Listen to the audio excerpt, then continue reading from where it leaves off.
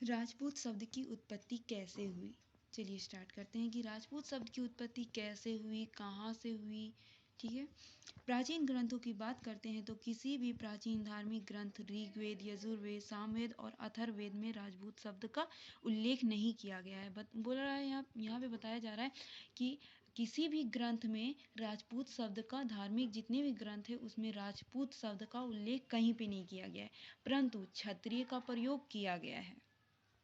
राजपूत शब्द का प्रयोग ना तो भगवान बोध के समय में मिलता है और ना ही मौर्य काल, शुंग काल, सातवाहन काल, कुषाण काल और गुप्त काल में मिलता है।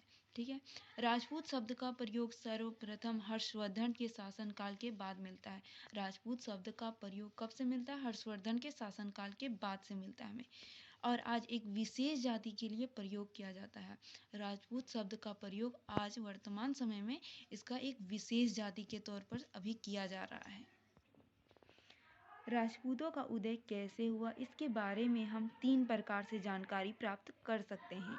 ठीक है, पहला अभिलेखों से प्राप्त कर सकते हैं, दूसरा ऐतिहासिक ग्रंथों से, तीसरा धार्मिक ग्रंथों से।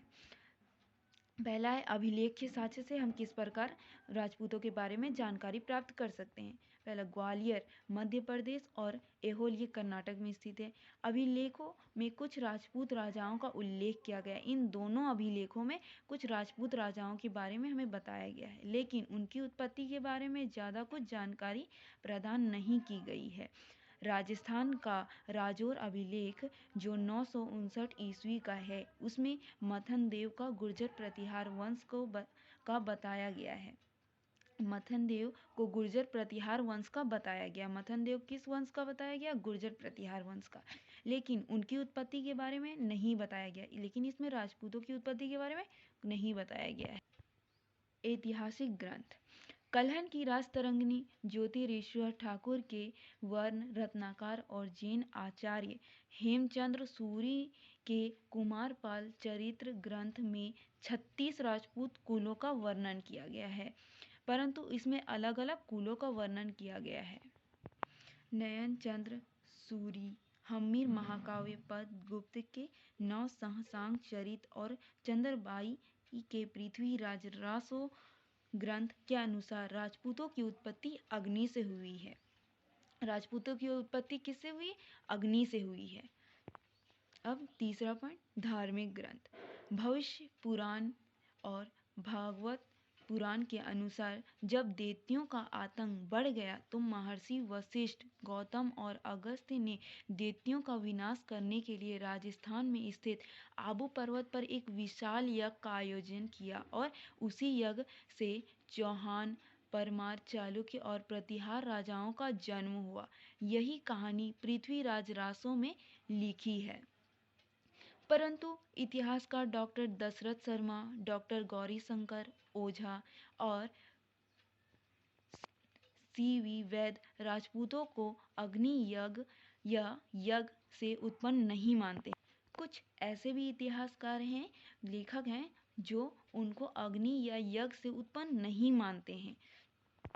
अब देखते हैं इतिहासकारों के मत, क्या क्या इतिहासकारों के मत थे, इतिहासकारों ने क्या क्या बताया है उनके बारे में। तो चलिए, पहला है कर्नल डॉट के अनुसार राजपूत कुषाण, शक और हूनों की संतान है, क्योंकि अधिकतर राजपूत मांस खाते हैं जो कि सनातन धार्मिक ग्रंथ के विरुद्ध है, इसलिए राजपूत विदेशी है।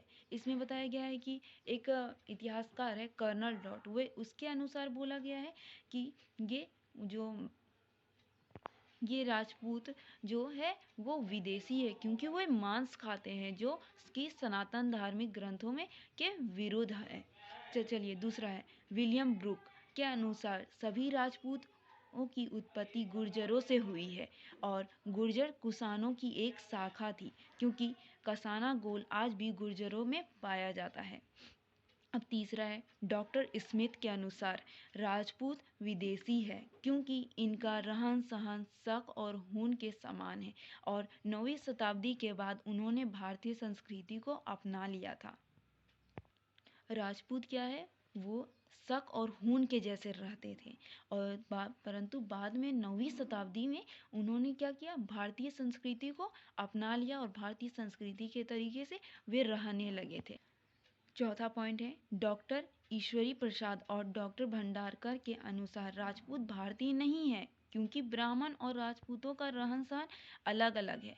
ब्राह्मण मांस नहीं खाते हैं और राजपूत मांस खाते हैं। ठीक है, ब्राह्मण और राजपूत दोनों बहुत अलग अलग है। क्यों? क्योंकि ब्राह्मण जो है वो मांस नहीं खाते हैं और राजपूत क्या है, वो मांस खाते थे। अब पांचवा पॉइंट है, डॉक्टर दशरथ शर्मा और डॉक्टर गौरी शंकर ओझा और डॉक्टर R.C. मजूमदार के अनुसार राजपूतों की उत्पत्ति अग्नि या यज्ञ से नहीं हुई है और सभी भारतीय क्षत्रियों की संतान है।